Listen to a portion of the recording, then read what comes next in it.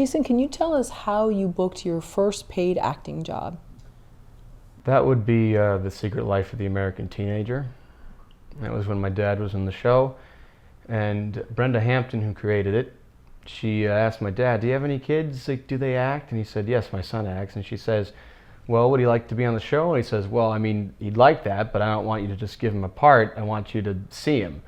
So she invited me to the table read, and I read for this part, Joe Hampton. Nice little last name there. And she liked me, and so she brought me on. And so the casting was in LA or New York? It was in Los Angeles. I didn't live in New York until after college. Oh, okay. And you were, what, 16 when this happened? I think I was 16. I think it was near the end of my sophomore year. So you were attending high school. Mm-hmm. And how did that work? I mean, it was, how many episodes were you in that you had to miss school, or maybe didn't miss school? I think I did like 12 episodes total, and that was over the course of a few years. He wasn't a recurring character. He'd pop up every now and again, like a little cameo, and I never had to shoot more than 1 or 2 days, so if I did miss a day of school, it would just be 1 day. Okay. How did that feel to be paid as an actor? Because so many actors talk about they get to a point where they love doing the work, they don't mind doing free work, but after a while they really feel like it's time that I'm paid. Well, it felt pretty good because I was still in high school, so I hadn't really been doing the whole audition grind or anything like that. I'd just been in school plays and local theater, and so I didn't know the feeling of doing 50 auditions without getting anything. And so it felt nice. It felt nice to be on a set. I thought it was educational to see what it's like and get a feeling for the air. It also made me realize that I had a hell of a lot of work to do, you know, because you really do have to be on your game when you're doing a professional set. So what was that first day like? Like, what was your call time, and what was Pretty that first early. day? I think 6:30. 6:30? Okay. And do you remember how you felt like walking on set that day? I felt good. I felt cautious. I was trying to see what this was because I loved film and TV so much, well, mostly film, and so I was on set and I thought, well, this is it. This is how you do it. You know, it's not just like a play where you just get to kind of do a lot of work by yourself and just work with people in a small space. Like I figured out very quickly that people are there just to do a job. Like, they know what they're going to do, and as an actor, you show up when a lot of the work has already been done, and you're given a call, and you just got to show up and deliver right then. And at least especially as a day player. Maybe if you're a lead, you get a little bit more pre-production time, but as a day player, you just show up. Right, so you had not attended Lambda yet, of course, because you were in No. high school. So then with the blocking, what was that like? I'm not too familiar with blocking, so can you tell me? Blocking? Yeah, well, it's just, there weren't a lot of complicated shots. It would just be standing in a hall talking to people in the school hall. So, you know, the cameras, they're trying to get a certain shot, and you gotta be, and the cinematographer's already worked with the director to figure out the framing. So they have these marks on the ground, like this tape, and you gotta find your mark for a certain line or a certain segment of the action. And you gotta hit that mark while doing what you need to do, like whether you're delivering a line or performing an action, like a physical action, and you gotta hit it. And but still make it spontaneous and have intention in that moment without making it look rehearsed. So do you remember when it was your scene and they called action? Like, how much did you feel in the moment? How scary was it, or exhilarating? It was exciting and a little scary. Yeah, I would imagine. I mean, it was a lot of fun to do. It was a fun show, and the people on there were really nice. I don't know if I was fully comfortable yet to be fully present. I had tried, but I think it takes a lot to get out of your head and get into your body. It takes a lot of confidence. Right. So were you cognizant of that at that time, that there was such a thing as being present as an actor, or I mean, at 16? Was that something you were aware of? Or? I was aware of it. I don't think I knew how it felt fully. It's hard to do, because as a young actor, you see all these greats and you see the result of their performances, and you want so badly to have that result and be that great. And the funny thing is like when you try to make that result happen, that's usually what makes you tense and not in the moment. Right.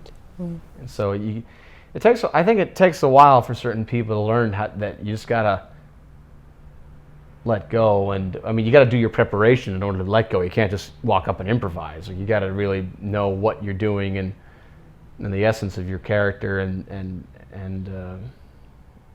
of yourself and the actions. But Chasen, you said something, I think I heard you say you still had to get your game up. Mm-hmm. I'm sorry if I'm paraphrasing, but what was it that you felt you were off about or that you needed to improve on, and how have you worked through that for that role?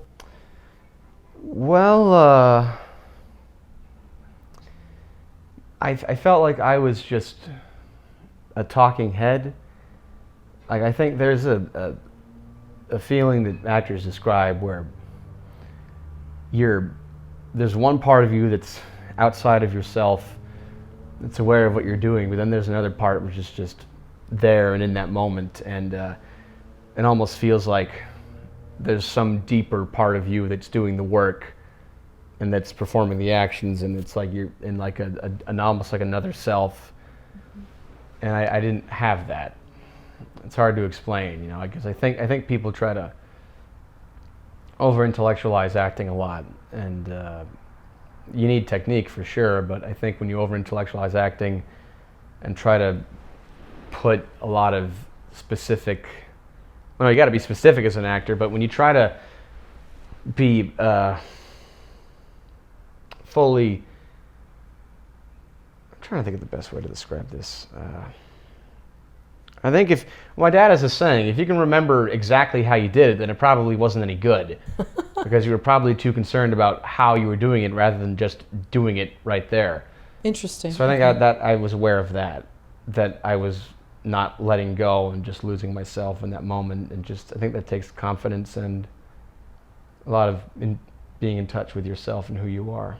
Do you think because it mattered so much, that was your first job, and you know you're going to be on set with your dad too, so maybe you wanted to please him, but it just mattered so much, it was hard to really be in the moment, it sounds like. Yeah, and I just think, you know, as a teenager, you don't really know who you are yet, and you're just starting to figure out what this whole acting thing is. And I think a teenager's a hard time to be an actor, because when you're a child, you're quite free. You know, kids, they have a lot of impulses, and they don't censor themselves. You know, they're very close to who they are, and like I don't think they're as self-aware of their habits or insecure. And I think there's a stereotype that, you know, that kid actors aren't good. And I don't think that's true. I think they're only not good if you try to make them act, or if you write them as little adults, because kids they're so spontaneous, and they're so impulsive, and they're so connected to their body and who they are. If you ever watch the audition video for E.T., the kid who plays Elliot, it's Steven Spielberg's in the room with him, and that's how you direct a child actor. If you watch that video, I'll have to look that up. Is it on YouTube? Mm-hmm. Oh, great! Yeah, that sounds good. What was it the way Spielberg directed him? That's fascinating. It's been a while since I've seen it. He didn't try to make him give these results. He just said, you know, like, this is what's happening to you, and you know, your friend, they're gonna take him away. He just talked to him like a kid. He just understood what kids want, you know, rather than trying to he wasn't telling him like be cute, or like, you know, be angry, or like he was just telling him like, this is what's happening to your friend, you know, and if they take him away, then you won't have your friend anymore, and then, you know, just give it to me. And like, I think something like that. I don't know. That's interesting. I think I read that you said you like playing characters that are outsiders. Mm-hmm. Why? I think it's an interesting perspective to work with. I mean, outsiders is a broad term, so that could mean a lot. But I like playing characters that challenge people's perceptions, because I think we live in a world where so much of our perception is given to it for us. Is given to us by other people. You know, it's such a cliche hipster thing to say, but it's true that you know, we're exposed to commercials all the time, and social media posts, and we tend to surround our friend list on social media with people who agree with us, and you know, a lot of the movies we watch are made by the same people and controlled by the same companies, and they follow trends, and we're just exposed to so much media portraying a certain lifestyle. And in today's age, you can choose to surround yourself with media that reflects what you find comfortable, and that I think it's very easy to become very locked in what you believe. And so I really like playing outsiders because I think it challenges people's perceptions on what is normal, or what life, oh God, what life means. That's such a... No. There's a gentleman that wrote a book, I think in the 50s, about the notion of the outsider, and other people's perceptions, the fear some people have of the outsider, and the fascination, and also the loneliness and isolation of that outsider. And forgive me, the name of the book and the writer is escaping me, but I think it's a fascinating thing, especially now, because we're kind of afraid of anything that's different, and we're taught to fear it. Who are some of your favorite outsider characters, and why? Why do you like those characters? Well, you know, there's Travis Bickle, of course. I think the ultimate outsider movie character. Like, not a good man by most definitions, but I find him interesting because it's easy to just say, oh, he's just a crazy guy. But, you know, it's like I think that character is a reflection of a society that produced him. You know, it's like, imagine that you live in that city at that time, and you're in this car, and you're just separated from the city by glass and metal, and you're driving past it. And we talked about, you know, the pimps and the hustlers and all these different people. And, you know, I think about the people who get into his cab late at night, you know, like businessmen cheating on their wives with different girls, or like, you know, there's that one character who's the opposite. It's the husband trying to find his wife, and he says, I'm going to shoot her in the face, he says pussy, I'm going to shoot her in the pussy with a 44 Magnum pistol. And, you know, he lives in this right little apartment by himself in this swarming hive of people, and you know, he doesn't have a lot of money, so he you know, he goes to like those pornographic movie houses, and you know, he takes that girl to that pornographic movie house, and it's sad because I think he actually, in his mind, thought it was a good idea for a date. I think, because I like how it doesn't really tell you a lot about his past. He says he's a Vietnam vet. Mm-hmm. Some people wonder whether he is. The screenwriter says that he is. Yeah, and I think it's easy to just look at him as this crazy person, but you got to ask, like, am I just a few steps away from being Travis Bickle? Like, what if I was put alone in an apartment in a ratty part of town for that amount of time, and right. If I was just cut off from people, and if I'd seen what he'd seen? And so is it fascinating to see someone that the masses would say they're weird or they're bad, but if you really... Well, he is bad. I'm not saying he's not bad. Sure. But maybe there's others in varying degrees, where if you sort of looked at the timeline of their life, you could see why they got to that point and maybe have more empathy, but instead most people put up the shield of fear, and you're more fascinated by peeling back those layers? Yeah. You know, it's like... I am, and not just that type of outsider, different outsiders too, but I guess I'm the type of guy who, let's say if someone gets bitten by a rabid dog, most people tend to feel bad for the guy, and I feel bad for the guy too, don't get me wrong, but I also tend to feel bad for the rabid dog, because there are very few genuine sociopaths in the world, like people who are just born with no morality whatsoever, you know, and I think it's hard to...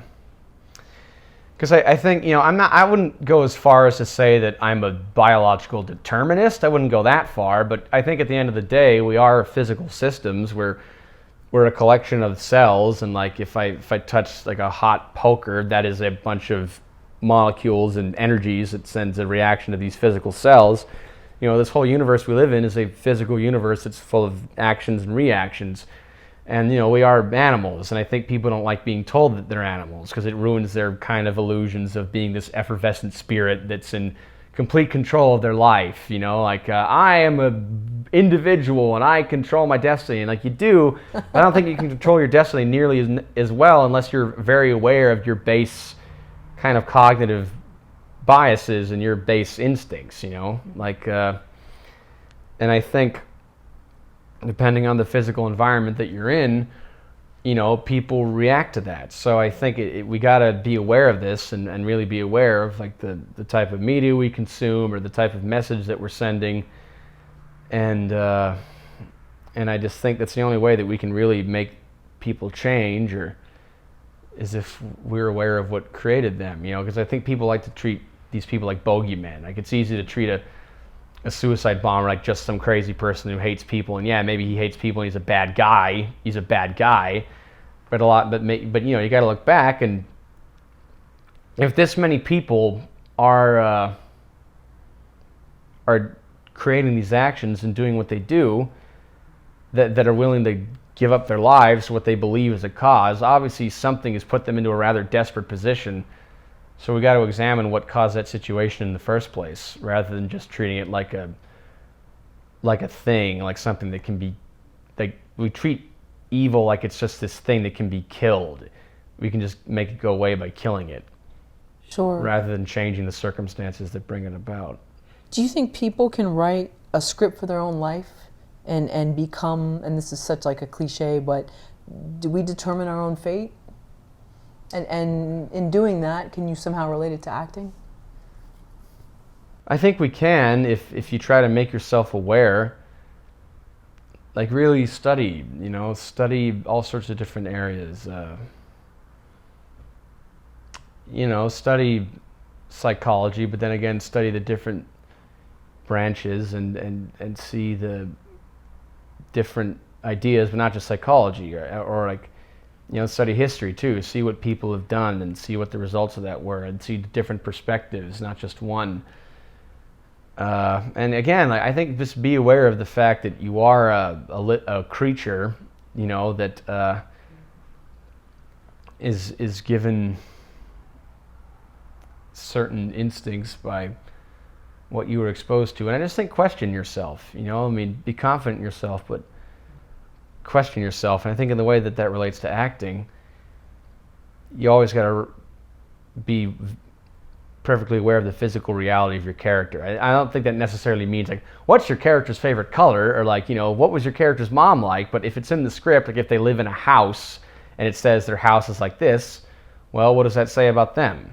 You know, like if they're like a construction worker, well, what are the physical realities of being a construction worker? You know, and how does that relate to what the point of the story is? You know, like, because the writer chose that for a reason, to make them a construction worker, so how does that relate to the point that they're trying to make? Chasen, who do you think should get into acting, and who do you think maybe acting might not be for? Well, I think acting's for people who want to learn more about how people work, and who want to tell stories, and who don't mind making themselves look ridiculous. Oh man, that's because acting can be so many things, and there's so many stories that we can tell. I mean, I think acting is just a way to figure out what motivates people, and it's a way to understand why we tell the stories that we tell, because we've been telling stories for thousands of years. And you know, we think about how many movies come out every year, and how many TV shows come out every year, and how many.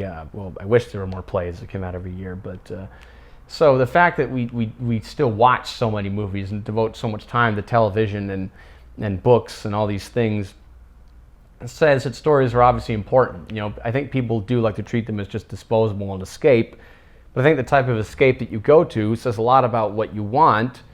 And the characters that people identify with says a lot. So I think if you want to figure out what makes people tick, but also learn more about yourself by discovering what you relate to with a character, what you don't relate to with a character, and what you can portray, then I think acting's for you. I think if you're willing to endure hundreds of auditions without getting anything, and devote a lot of time to examining yourself and your habits and your essence, and seeing like how it is you portray yourself, then yeah, I think it's for you. If you like you feel like playing pretend, it's for you. I mean, if it's not for you, I mean, obviously we need people who make the world run. We need ditch diggers, and we need firemen, and we need furniture builders, and we need plumbers, and we need, if you want to make stuff happen like that in a very visible way, like here's this table and I make this table, then acting is not for you. If you, I don't know, it's hard to really say. I mean, if you don't want to be exposed like that, then acting is not for you. If you don't want to dress up in a silly costume, then acting is not for you. How did you know it was for you? Was there a moment, I mean, you know, before your role on The Secret Life of an American Teenager, did you see something else or experience another movie set, something where you thought, I think this is something that I'm willing to go through, the good times and the bad, whatever happens with it? Well, I went to an acting camp called the Columbia Gorge School of Theater for 7 straight summers from when I was 11 till I was 17. Oh, okay. And it was a place where a lot of people from various ages, from toddlers to teenagers, came, and we had a couple movement teachers and a dance teacher and a music teacher every year, and Jesse was the acting teacher and the head of the camp. And it was up in Washington State, just in the middle of nowhere in the mountains, and a lot of weird, kooky, crazy people were there with different perspectives, and it was a place where you could be whoever you wanted to be, which I liked, and which I like about acting too. I think you can be whoever you want to be, whether you're Christopher Walken or Chris Hemsworth. You can be whoever you want to be, and there's a place for everybody in acting. And I figured that out at CGST because Jesse wanted to make sure there was a place for everyone at CGST as long as you respected each other and you got along. So that really made me want to act, and I think I just figured out, again, like I said, I figured out how people worked through acting.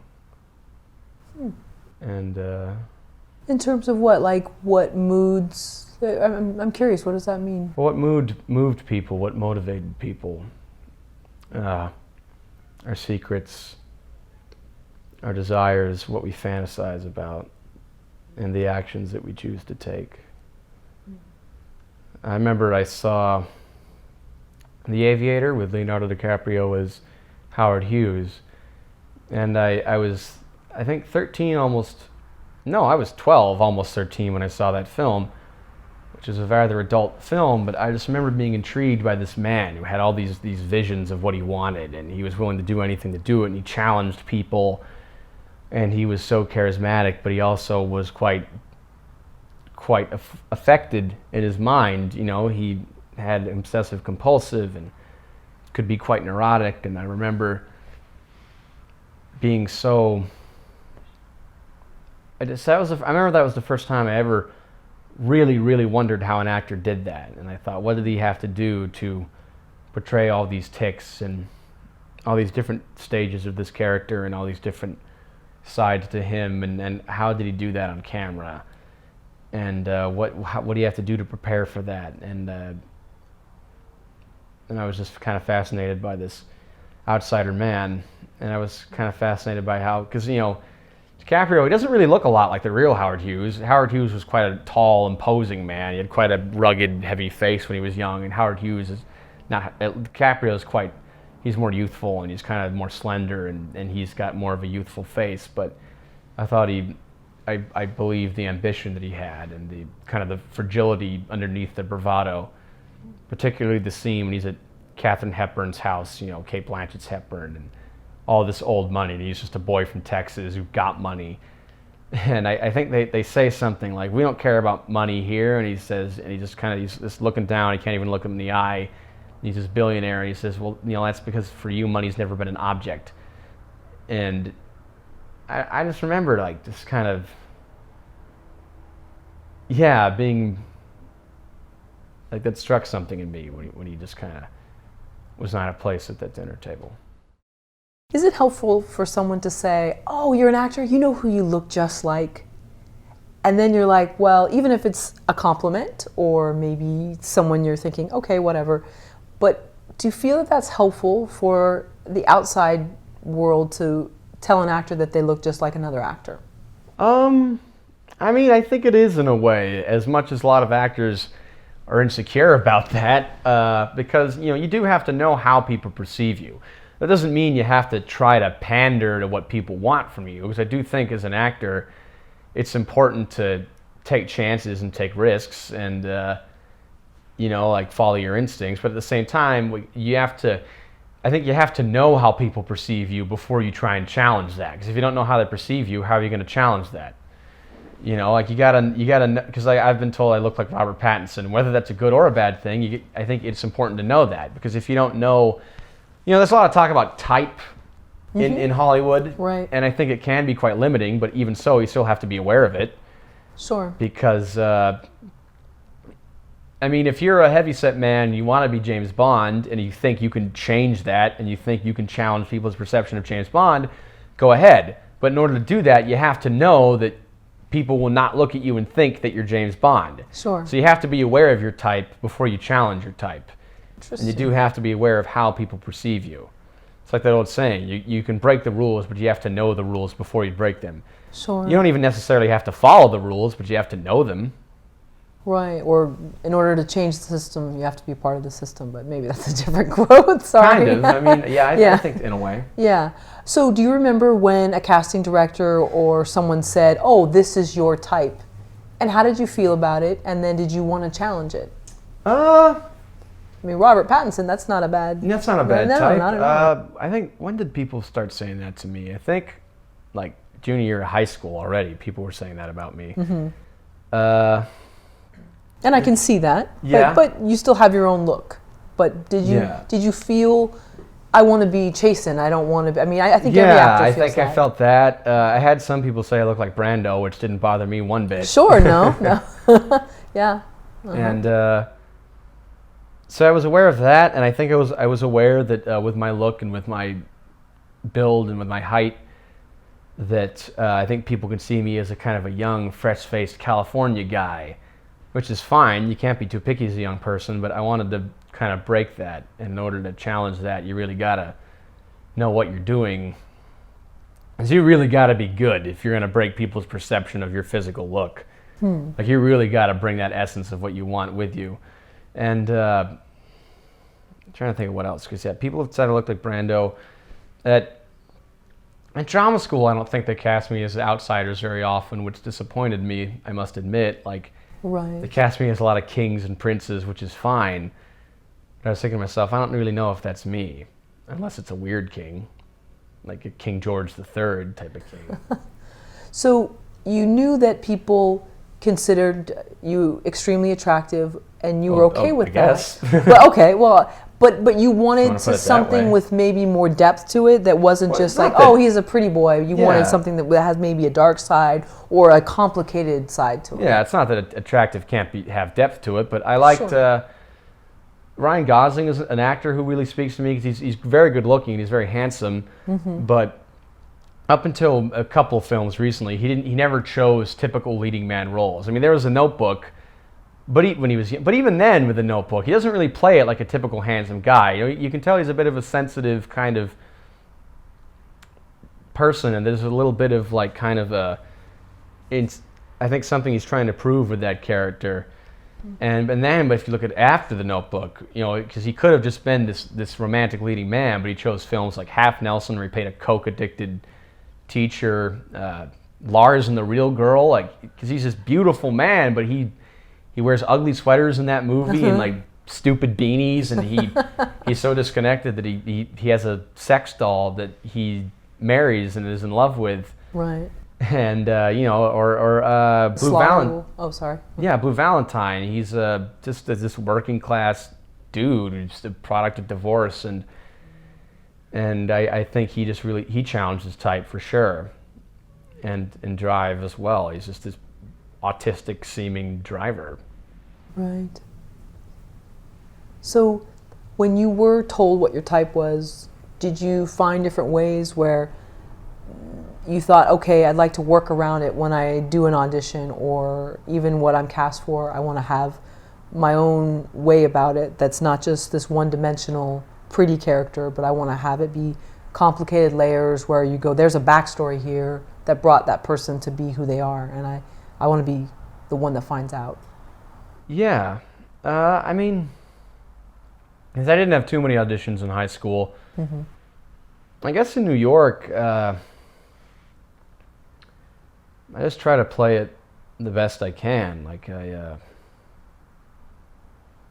don't know. I actually think there is a danger in trying, because as an actor you got to make choices, but there is a danger in kind of over intellectualizing what you're doing too much and kind of saying like, I need this result to happen, or I want this result to happen, or you have a fixed idea of what a character is supposed to be. I mean, you can play with it and you can see what the essence of the character is and what part of the story the character is at, and then you can try different things. Like I imagine this character is a bit like a panther. Maybe that's how he moves, or maybe this character's like that boisterous Texas man I saw at the bar the other night.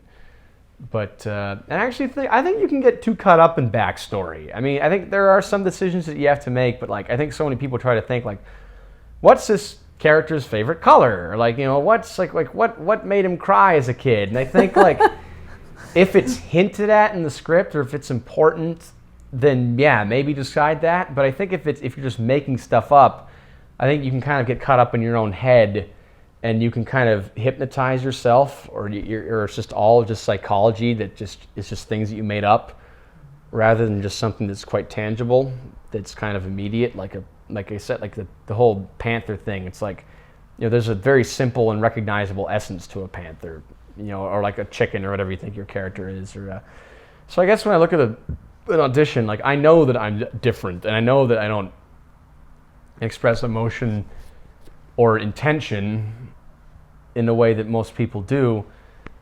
So, and I have to be aware of that. Let's say if I'm playing a clean-cut businessman, I'll have to change my essence. But at the end of the day, I know that it's just me. So I think that'll come across. Give me an example of a human panther. If you were a man in a suit or whatever your attire is, but panther. You're a human panther in some sense. Good example. I think, because they're very sleek too, the way they move. If I gotta be really, really specific on this. And they're calculating. I'll tell you what, Michael Crawford is the original Phantom of the Opera. If you watch the way he moved, I wasn't born at that time, but I've seen videos of him and I've talked to people who watched it.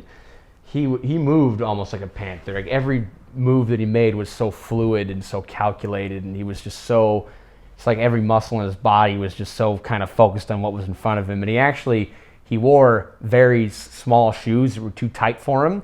So every step he had to take had to be very delicate and very precise and very ginger, because his shoes were so tight. And he chose to do that to make himself move more, more cautiously, so he didn't have to act it. Interesting. Do you study a lot of old movies? Oh yeah, hell yeah. I think young actors don't watch nearly enough old performances, because they're given this idea that it's dated. And yeah, maybe some things are different, but I think there's a lot you can learn from old actors. Even if the style's different, you can adjust it. But yeah, I watched a lot of old movies. Right. Brando. Yeah, Brando. Anyone else? James Dean? Yeah, Dean's great. I think he...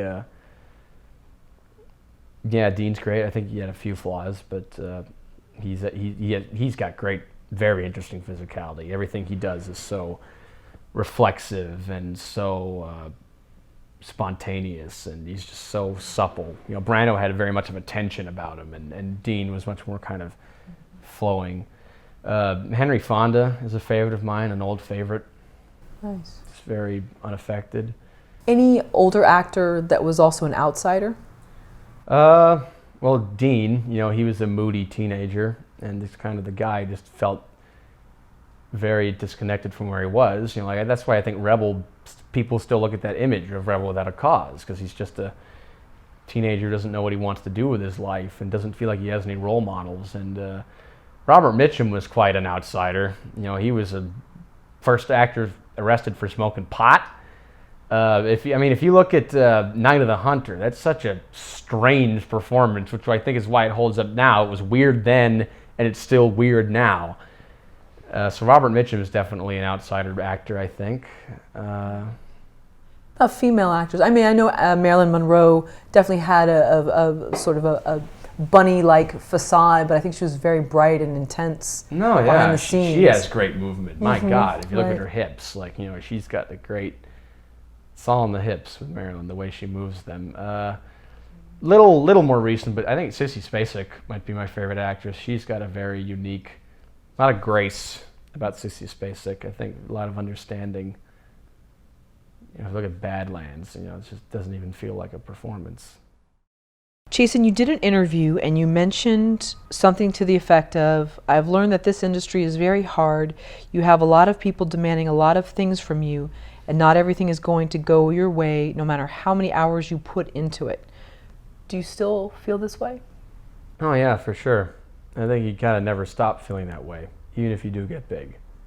Because no matter how big you are, at the end of the day, you are part of a collaborative medium, and there are a lot of people in this industry. Despite, there's a lot of people, but it's also quite small. You know, everybody knows each other. So, you know, you just got to realize that you're a part of the process. And even if you're a director who's controlling it all, you still got producers to attend to. And you can argue with them for sure. It doesn't mean you have to take everything lying down. But at the end of the day, you know, I think you do have to be a little Buddhist and be like, you know, this is just a part of life, and I can't control everything. And you got to, as passionate as you have to be and be involved, you also got to distance yourself from it. This too shall pass. Interesting, like a zen. Happens. Yeah. Yeah, very zen. Very zen. How do you do that? How do you care about it, but at the same time, I mean, I hear that, and I think it's very tough for people, whatever pursuit it is, to not get so wrapped up, even though that can be their downfall. I get it. I mean, I haven't fully figured it out, and it takes a long way to go. I think you got to be professional. On the one hand, you know, you can challenge people, and you can definitely break the rules if you know how to do them in a way that does not anger people, and in a way that's like, I'd say if you break the rules, you got to break them. Unless, like, if you're absolutely sure that someone will be like, I really like that you did that. And even, I don't know, it's hard, especially when you're starting out. And I guess I would just say it's about the craft, but I think you just got to realize that it's not about, quote unquote, being good, which sounds counterproductive if you're going to work hard. But I think if you try to make something be good, you're trying to make something happen, and then that's what'll kill you. That's what'll hold you back. You know, and I think you just got to, realize that you're not bigger than life. You know, like I said earlier, there are other people, and you just have to take chances, take risks, maybe even break the rules every now and again. But you got to realize that you got to humble yourself, you know, and realize that you are not everything, and that you are not entitled to anything unless you do good work. And even if you do good work, that doesn't mean you're entitled to everything. So keeping that thought that you want something, i.e. a certain part, and let's say you audition and you almost get it, but you don't get it, how do you live with that? I mean, you just realize that's part of it, but what do you take yourself through do you allow yourself to kind of feel down and then come back out? Yeah, well, if you almost get it, that means that they like you. That's that true. means that they saw something in you. So if you almost get it but don't, they're almost certainly going to call you back for something. And, you know, maybe just in the future, just like give them a little letter or a message, say like, I enjoyed coming in for you, and you know, I'm doing this at the minute if you're doing something else, and, you know, maybe they'll come and see you again, and yeah, just realize that you got to do this. And you know, you got to let them see you act, and just got to move on to the next one and keep working. You grew up in Los Angeles, right? Agora Hills. Agora Hills, okay. Like you're going up Malibu, and you're just past it, and you go through the canyon. Sure. And right when you go out the canyon, that's Agora. Agora, okay. But you live in New York now, so you went away to school at Lambda in the UK, and then you decided at some point to pursue acting in your life in New York. What was behind that choice? I think I still wanted to see more of the world before I went back to LA, put a few more notches under my belt. New York's just a city I've always wanted to live in. I saw it in movies growing up, and such a romanticized city, and I just wanted to do more of my craft there. Not that there's not craft in LA, but I really wanted to challenge myself and do some more plays, as well as maybe audition for films, and because they have film and TV in New York, but they have a lot of theater. So I think there's a lot of stuff that you would not be able to do in Los Angeles. And I just think it's a good way to get experience and just get stripes. What was the day like when you made that decision? I think I want to go to New York. That was shortly after I finished school. I think it was because I was an American student, and all graduating American students, whether you're on the 3-year course, the 2-year course, or the 1-year course, do an American showcase in New York and in LA. And when I was in New York, it was different. And I thought, I think I want to try New York.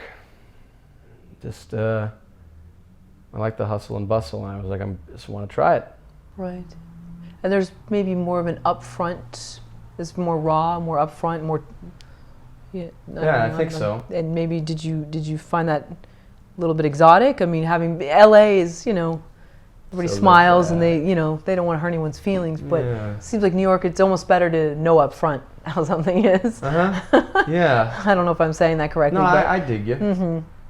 So for you, was that refreshing, that it's just more, this is how it is and we're not going to sugarcoat it, but then there's no pretenses about?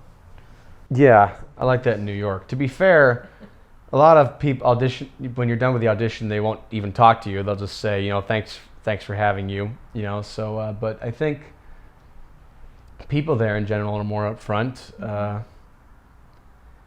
think people there are more devoted to like auditioning a lot and taking classes and not just wanting to be famous. Because if you're in New York, you're not going to get famous for a very long time, if you get famous at all. I mean, same thing in Los Angeles, but I feel like especially in New York, I think you have to be there for a long time before you start getting stuff, unless you're like a dynamite actor. Interesting. And I'm not that good.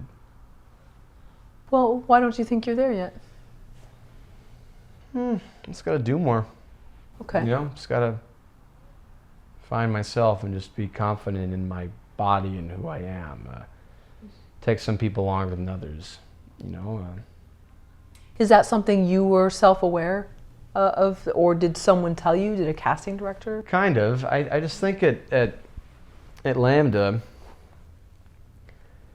it cut me down a notch, because I not that I didn't know it was good, but I just realized that, like, you're not going to have people raving about you right away. You really got to put in these hours, and you really got to find yourself, because I kind of felt like people didn't always necessarily, I don't know if they necessarily got who I was as an actor or what I was trying to do. I mean, I still learned a lot, don't get me wrong, and I had great teachers there and I made great friends. But I kind of felt like I was like, damn, I don't know if I really know my technique yet. I know what I want, I know what I believe, I still got to figure out how I do what I do. So I just think that, I don't know, some people it just takes a while to just kind of be comfortable and know what they're doing. I think Sanford Meisner once said it takes 20 years to make an actor. I understand you are a poet and you enjoy poetry. Is there a poem by a poet that you admire that describes your life as an actor? Whether it's struggle, whether it's fun, whether it's interesting, fascinating? Well, not a poem about acting, but or in general. Song of Myself, the Walt Whitman poem, which is just about America and about all the different elements. Like, I think that's a poem that I really related to, because he tried to see everything. He tried to see the animals, he saw the plants, he saw the human body, he saw the politician, he saw all the different workers in the city, he saw the cities, and he saw the plains, he saw the different parts of America. He saw that it was the poet's job to bring all these different elements, both the physical, the spiritual, the emotional, the personal, the public, and bring them all together and express the meaning of those and like the essence of those and our perception of those. And it was his job to communicate that. So I think he was trying to be aware of everything and how it all relates. And so I think that resonated with me as an actor, because you got to be aware of it all, or at least try to. You won't know everything, and if you think that, then you're gonna stop progressing. But you always got to try. What did he say? Something like, he's talking about how he's at the opera house. He says I'm not quoting directly, but the voice of the soprano like brings me convulsions like the climax of my love grip. Okay. And I was like, damn, man, that guy That's a cool way of looking at the world. That guy's so into opera, and he's just so into the product of this woman and the writing and the house that all these people are watching it in. That guy literally is coming on life. Why Walt Whitman, though? Like, are there other poems? What is it about his being so aware, like this watcher? Is he also an outsider, but he watches? Oh, yeah, for sure. I mean, he used free verse, and he was so much more wild and loose and not as tight and concise as the British poetry. And even American poets tended to write in the British tradition. You know, like there would be a certain number of beats for every line, and like there'd be rhyming, and you know, you had like a very specific point that you had to make in a very kind of like grounded and controlled framework. And Walt Whitman just cut it loose. You know, he made his own meter, and he made his own verse lines, and he just like threw every good sounding word in there he could find.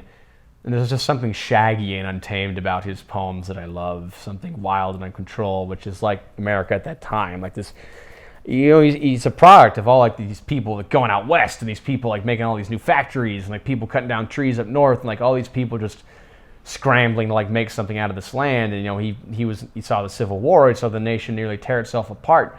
He saw all these different people, these Irish people and French people and English people and black people and Native Americans, and so he's just wild. He even says something like, "I shake my wild locks at the sun," and yeah, he was, his poetry was so sexual too, a lot of it, which shocked and offended many, many people. Is that what you want to play? A character that's just very raw, that's very sort of untamed? Some of them, yeah. I mean, there are a lot of different characters I want to play. Sure. Not just outsiders, but right. I'd love to play a character like that. It sucks. There was actually a play in New York that I wanted to audition for so badly, but it was Walt Whitman in his 30s, so I was too young. I think it was called, what was it? It was like Emily Dickinson Paranormal Investigator, which was about a version of Emily Dickinson that was a paranormal investigator.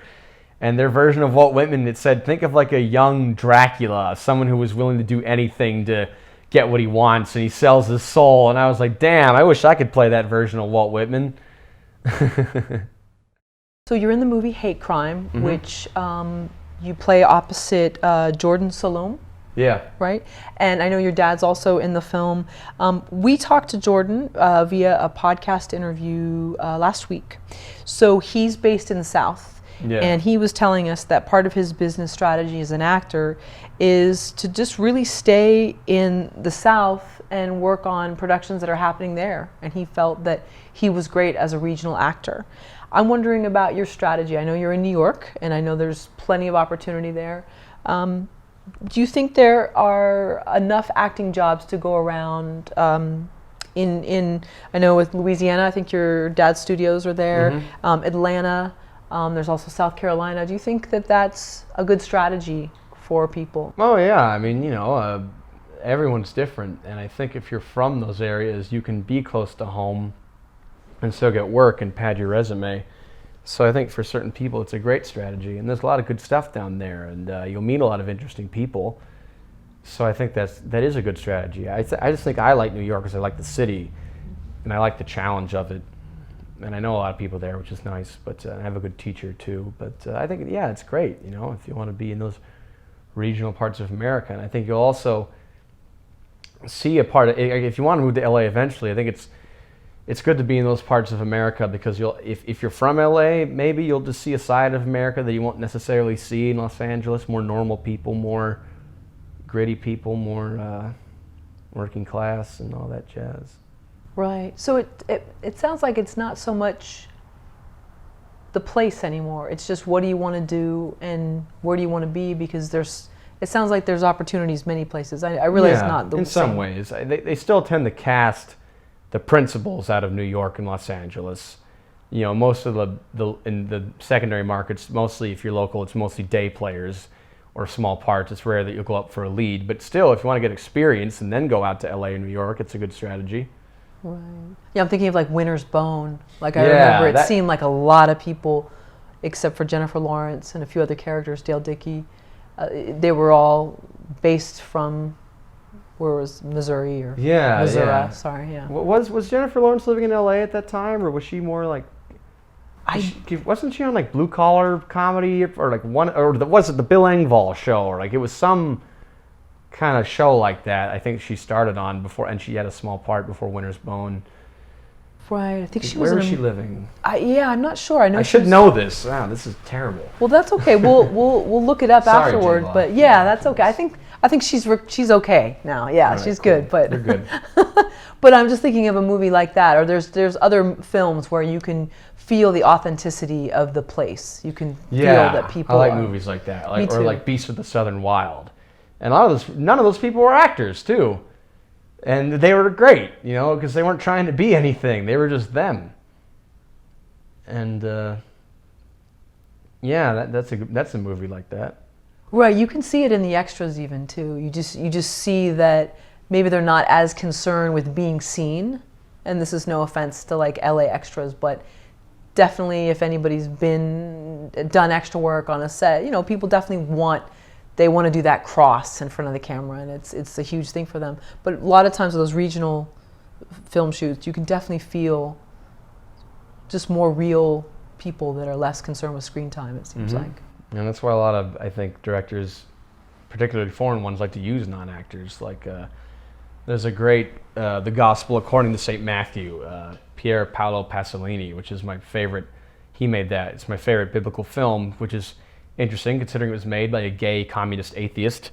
But he filmed it in the south of Italy, and everyone in that movie was just people from the country. I think there were a couple cameos by famous Italian artists, like Jesus was a Spanish economics student. And he cast him because he wanted that authenticity, and it feels so authentic. Like they just feel, and it was shot in black and white, handheld, and it just feels like they're kind of local people who just live out in the wild, who are just being with Jesus. So it just feels very authentic. Well, your dad is also a director. Do you feel that one day you'll also want to direct? Yeah, I think I could. I mean, I'd really, really, really, really want to study it because there's just so much you got to do. There's so many elements you got to think of. I mean, it's like sculpture, we got to think about sound and the framing, and then there's production time, and then just the way you direct the actors. Like there's so many elements, and you have to be good at everything. It's like an MMA fighter. You got to be good at boxing and jiu-jitsu and kickboxing and dirty boxing and wrestling. You just got to be good at all those areas. So as a director, you really got to know your shit. And but I'd like to someday. You would, okay. And lastly, even though you're in New York and you do audition, do you ever do taped auditions? I've done self-taped. Yeah, and how is that for you? What is there someone reading with you? Do you have a friend? Yeah, I always get someone to read with me. It can be hard, It's a weird feeling when you're not, because with normal auditions, you have a place to go. There's going to be people in the room, and it's going to happen on this day and this time, so everything's very definite. With a self-taped, you don't have any professional people there with you. You got to do it on your own time and sort it out all yourself, so it is a lot of pressure on yourself, and it can be hard to make it not feel too casual. But you got to learn how to do it. So. In some senses, it's almost easier if you don't have any other distractions, because then you can really be present. Like, if your reader is someone that you're comfortable with, do you think you could almost do sometimes a better job? I don't know. I prefer having a definite time and place, and being able to prepare myself before I go in. I actually feel with self-tape there's more distractions, because I feel like I know exactly what's going to be in this room when I go into an audition. Everyone's different, of course. For me, with a self-taped, and say if I do it at my house, it's I got to make sure my roommates are quiet, or if I'm doing it at someone else's place, we got to make sure that there's, what if people are working around outside or something, and I'll put it off till tomorrow because I got to do these emails. So I feel like I have more distractions when I don't have a set time and a set date. Interesting. So it's better to have a time, place, and a structure to it. For me. Mm-hmm. Okay. Chasen, what has been your strategy in seeking out acting teachers or coaches? Well, I didn't have one for a while after school because I was thinking to myself, I've had 3 years of people telling me what to do and how to act, and I learned a lot, don't get me wrong, but I just thought I want to kind of be myself for a while. And then I didn't get anything for a while, and I was just trying to figure out how to live by my lonesome out of college.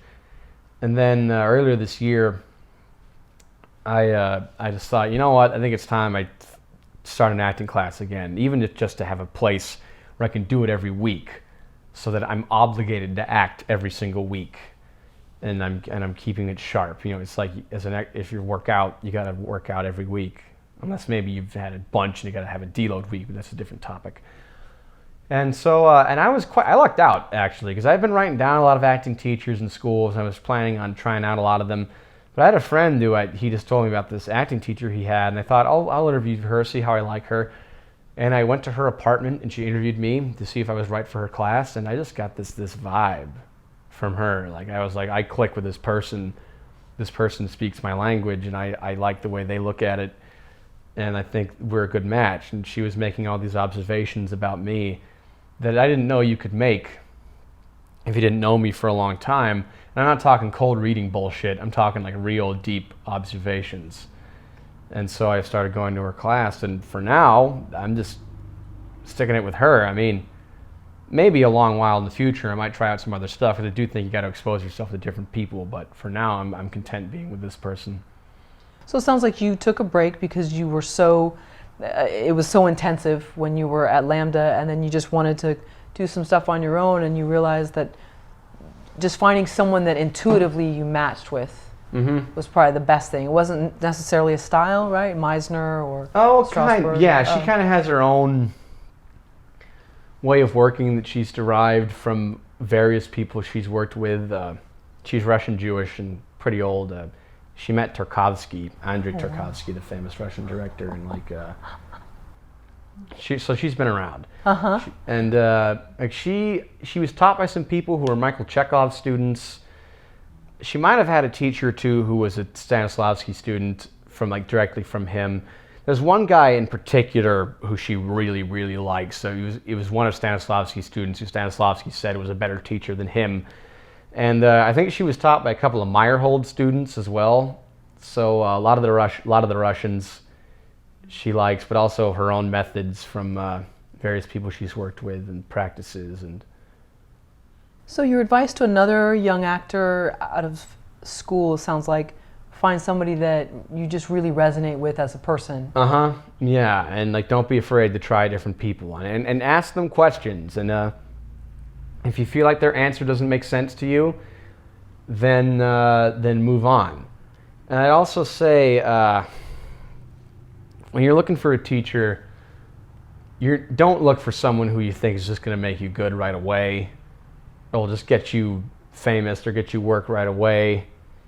You know, it's a process. You know, this is not a get-rich-quick scheme. You know, look for someone who is going to challenge you and work. Because I think a lot of people just want to start getting work right away, which is fine. Don't deny it if it comes. But, you know, not everyone's ready right away, and you just got to really be confident in what you're doing before you start trying to get everyone to like you. So it's not a weekend real estate course. No. Okay. Yeah, you want to make sure that you feel comfortable there. And what if someone, let's say they've been in the class a little bit, and there's just something where they just don't feel right? When should they make that break and go to another one, even though everyone else likes it? I think when you can. You know, be polite about it. Don't burn a bridge. Don't insult them or anything. But just say, you know, I'm still trying to figure out who I am as an actor, and I'm trying to maybe try different people and just see what happens. And I just want to see what else there is out there. And I think if they're any good, or if they're any if they have any understanding, they'll understand that. You know, they'll understand that you got to find your own path and find what resonates with you, as long as you're respectful about it and you just say, I'm just trying to see what else is out there. You know, if you're a dick about it, or you just say you suck, of course they're gonna be angry at you. So just use prudence, I'd say. But don't ever stick with some. I mean, don't leave just because you're feeling like it's hard or because it's challenged. You know, I'd say give it a good go before you really decide that it's not right for you. Because who knows, maybe at first it doesn't feel right just because you're being challenged, or maybe you're just being put out of your comfort zone. But after a while, if you really don't think you're getting results, then then try something else.